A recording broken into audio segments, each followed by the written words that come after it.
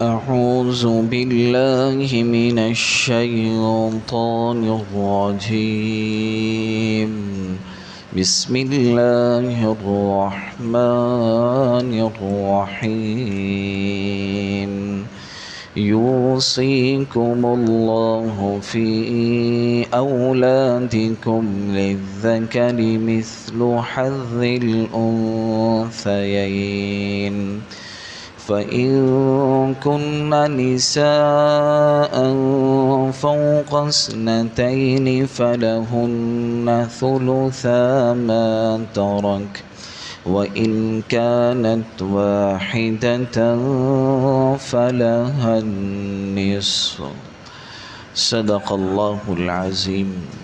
جزاک اللہ جی. اللہ تعالیٰ کا فرمان ہے یوصیکم اللہ فی اولادکم، کہ اللہ تعالیٰ تمہیں تمہاری اولاد کے بارے میں حکم دیتا ہے، وراثت کے بارے میں، کہ للذکر مثل حظ الانثیین، کہ مرد کے لیے دو عورتوں کے برابر حصہ ہے، یعنی جتنا دو عورتوں کو دیا جائے گا اتنا ایک مرد کو حصہ ملے گا. فَإِن كُنَّ نِسَاءً فَوْقَ اثْنَتَيْنِ، اگر صرف عورتیں ہی وارث ہوں، جو آدمی مرا ہے اس کی صرف عورتیں ہی ہیں، تو پھر اللہ نے فرمایا دو ہوں یا دو سے زیادہ، فَلَهُنَّ ثُلُثَ مَا تَرَكَ، تو کل مال کا جو 2/3 ہے وہ ان عورتوں میں وراثت کے طور پر تقسیم ہوگا. آگے فرمایا وَإِن كَانَتْ وَاحِدَةً، اگر مرنے والی کی صرف ایک بیٹی ہے، ایک عورت ہے اور کوئی اس کا وارث نہیں، فَلَهَا النِّصْفُ، تو جتنا بھی مال ہے اس کا آدھا اس عورت کو دے دیا جائے گا، باقی دوسرے لوگوں میں تقسیم ہوگا. آج کا جو رکوع شروع ہوا ہے، پچھلی آیات میں آپ نے دیکھا کہ اللہ تعالیٰ نے مطلقاً حکم فرمایا تھا للرجال نصیب مما ترک الوالدان، کہ مردوں کے لیے بھی اس مال میں حصہ ہے جو تمہارے قریبی رشتہ دار اور تمہارے والدین چھوڑ کر جائیں. وللنساء نصیب مما ترک الوالدان، اور عورتوں کے لیے بھی اس مال میں حصہ ہے جو والدین اور تمہارے قریبی ترین رشتہ دار چھوڑ کر چلے جائیں. مما قل منہ او کثر، وہ چھوڑی ہوئی چیز جو ترکہ ہے، چاہے تھوڑا ہو یا زیادہ، جیسا بھی ہے جتنا بھی ہے وہ سب تقسیم ہوگا وارثوں کے اندر. اور یہ بھی اللہ نے فرما دیا تھا نصیبا مفروضا، کہ اس جو اللہ نے حصے مقرر کر دیے ہیں اس میں تم نے اپنی قیاس نہیں کرنا، اس میں کمی پیشی نہیں کرنی، اس میں کوئی تبدیلی نہیں کرنی، اس لیے کہ یہ اللہ نے مقرر فرما دی، اب ویسے ہی دیا جائے گا.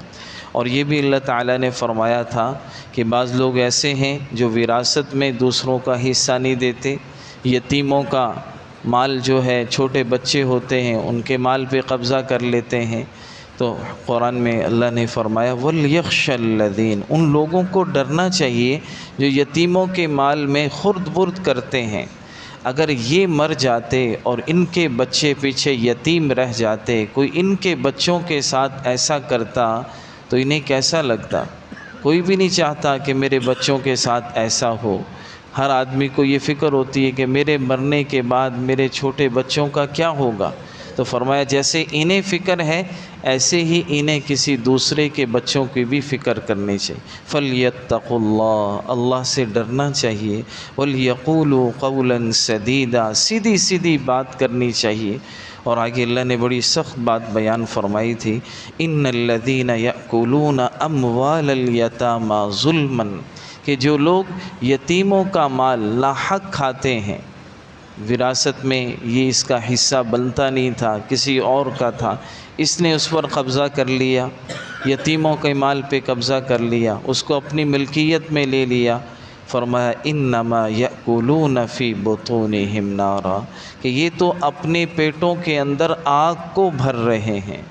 حدیث میں آتا ہے حضور نے ایک صحابی کو نصیحت فرمائی کہ میں تمہیں 2 ضعیفوں کے مال سے بچنے کا حکم دیتا ہوں کہ 2 ضعیف لوگوں کے مال میں کبھی بھی تم قبضہ نہ کرنا. ایک آپ نے فرمایا المرأہ، ایک عورتوں کا حصہ، والیتیم دوسرا آپ نے فرمایا یتیموں کا حصہ، کہ ان مالوں پر کبھی قبضہ نہ کرنا ورنہ ان پر بڑی اللہ کی سخت پکڑ ہوگی۔ اور آگے فرمایا وَسَيَصْلَوْنَ سَعِيرًا، کہ یہ لوگ جو ایسا کریں گے، یتیموں کے مال پر قبضہ کر لیں گے، تو عن قریب ان کو دہکتی ہوئی آگ کے اندر ڈالا جائے گا۔ آج کا جو جو رکوع شروع ہوا ہے قرآن کا، یہ مشہور ہے کہ سب سے مشکل رکوع ہے، اور اس میں اللہ تعالیٰ نے جو ہے وراثت کے حصے بیان فرمائے ہیں کہ کس کو کتنا ملے گا۔ اگر والدین زندہ ہیں مرنے والے کے، ان کو کتنا ملے گا، شوہر فوت ہو گیا تو بیوی کو، بچوں کو، والدین کو کتنا، اس کی اللہ تعالیٰ نے پوری ترتیب بنائی ہے، جو حصے اللہ تعالیٰ نے مقرر فرمائے۔ کوئی بھی آدمی دنیا سے چلا جائے، سب سے پہلے اس کے مال میں سے اس کی تجہیز و تکفین کا جو ہے خرچہ نکالا جاتا ہے، جس سے اس کا کفن آئے گا، اور اس کا جو تجہیز و تکفین کا خرچ سب سے پہلے وہ لیا جائے۔ وہ لینے کے بعد پھر دیکھا جائے کہ اس کے ذمے کوئی قرض تو نہیں ہے۔ اگر اس نے کسی کا قرض دینا ہے تو سب سے پہلے اس کے مال میں سے اس کا قرض ادا کیا جائے گا۔ پھر تیسری چیز یہ ہوتی ہے کہ وہ دیکھا جائے گا کہ اس نے کوئی وصیت تو نہیں کی، یعنی وصیت کیا ہوتی ہے کہ جن کا حصہ نہیں بنتا۔ کوئی آدمی ویسے مرتے وقت وصیت کر جائے کہ فلاں میرے دوست کو اتنا پیسے دے دینا، اس نے میری خدمت کی ہے، فلاں مسجد میں دے دینا، مدرسے میں دے دینا، تو یہ تہائی مال میں وصیت جو ہے قبول کی جائے گی۔ اس کے بعد جو کچھ ہوگا وہ وارثوں کے اندر تقسیم ہوگا۔ اب وہ کیسے تقسیم ہوگا اس کا اللہ تعالیٰ نے بیان فرمایا کہ یوصیکم اللہ، اللہ تمہیں حکم دیتا ہے، فی اولادکم، تمہاری اولاد کے بارے میں، یعنی وراثت کے بارے میں کہ تم نے کیسے تقسیم کرنی ہے، اس بارے میں اللہ کا حکم یہ ہے للذکر مثل حظ الانثیین، کہ مرد کے لیے دو عورتوں کے حصے کے برابر ہے، یعنی مرد کو جو ہے ڈبل ملتا ہے عورت کے مقابلے میں۔ جیسے کوئی آدمی فوت ہو جائے، اس کا ایک بیٹا ہو، دو بیٹیاں ہوں، تو اب اس کی وراثت کے 4 حصے کر لیے جائیں، 2 حصے بیٹے کو دے دیے جائیں اور باقی جو 2 بچے ایک ایک حصہ وہ بیٹیوں کو دے دیا جائے۔ اس طرح تقسیم ہوگی کہ بیٹے کو 2 حصے ملیں گے اور بیٹیوں کو ایک حصہ مل جائے گا۔ یہاں اللہ نے بڑی خوبصورت انداز میں اس بات کو بیان فرمایا ہے۔ ہونا تو یہ چاہیے تھا کہ اللہ یہ کہتے ہیں جتنا مرد کو دیا جا رہا ہے اس کا آدھا عورتوں کو دیا جائے گا، لیکن یہاں اللہ نے عورتوں کے حصے کو ثابت کرنے کے لیے یہ فرمایا کہ جتنا 2 عورتوں کا حصہ ہے اتنا ایک مرد کا حصہ ہے۔